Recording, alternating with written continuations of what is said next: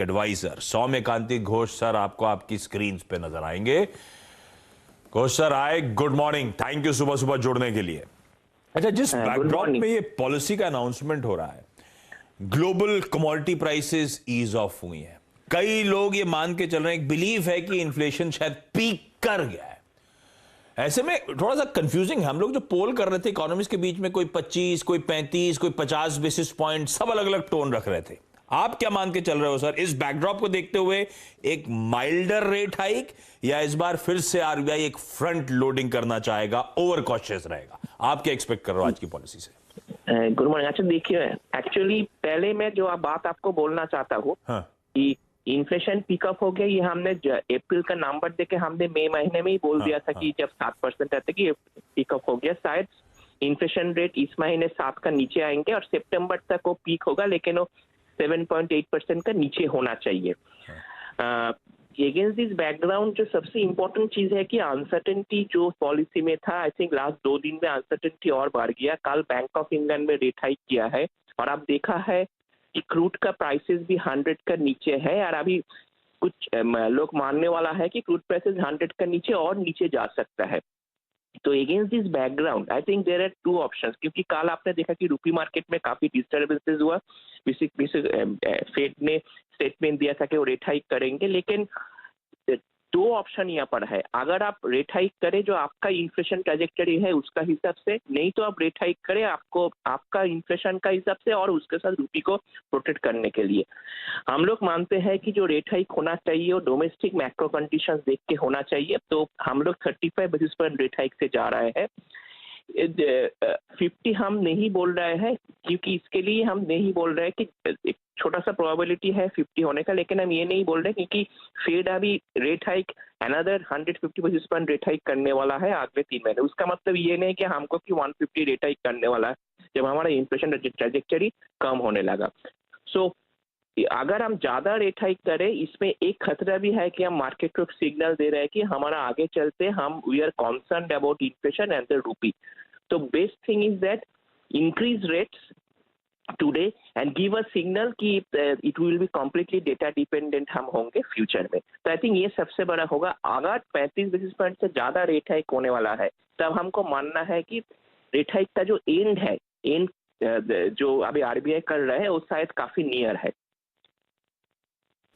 तो काफी नहीं है। अच्छा, इसमें फिर ये दिक्कत वाला FY23 की शुरुआत हुई थी एक कमोडेटिव स्टैंस के साथ, अप्रैल की पॉलिसी में कुछ नहीं करा, फिर एकदम से मई में आए, मिड टर्म में एक प्रेस कॉन्फ्रेंस करी और रेट हाइक कर दिया 40 बेसिस पॉइंट सरप्राइज के तौर पे। फिर उसके बाद अप्रैल के बाद ये मई के बाद जून में 50 बेसिस पॉइंट्स हाइक। आप कह रहे हो इस बार 35 और आएगा।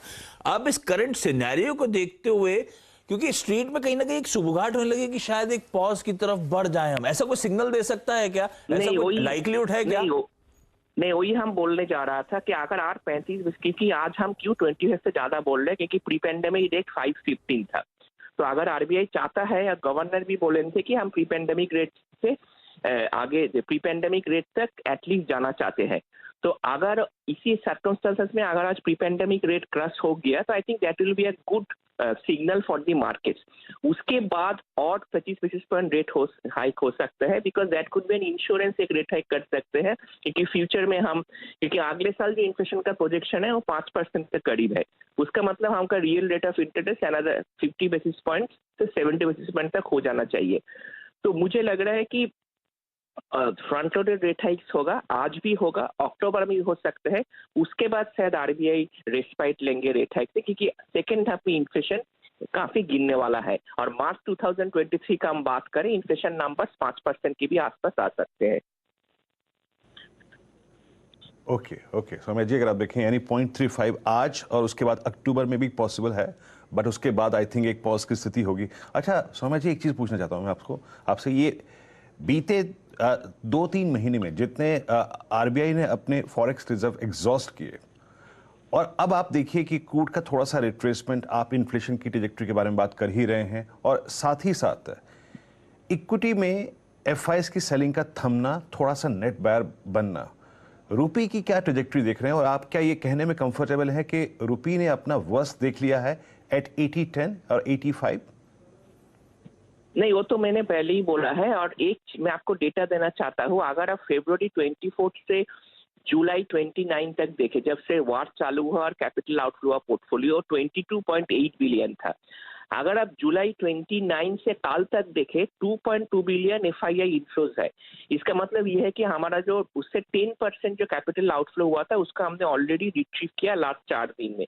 अगर ये पोर्टफोलियो कैपिटल आउटफ्लो का ट्रेंड बजाय रहा है, मुझे लगता है कि रुपी का जो वाट्स है, थोड़ा सा वोलाटाइल तो रुपी रहेगा, क्योंकि रेट हाइक के सिनेरियो में रुपी वोलाटाइल रहेगा।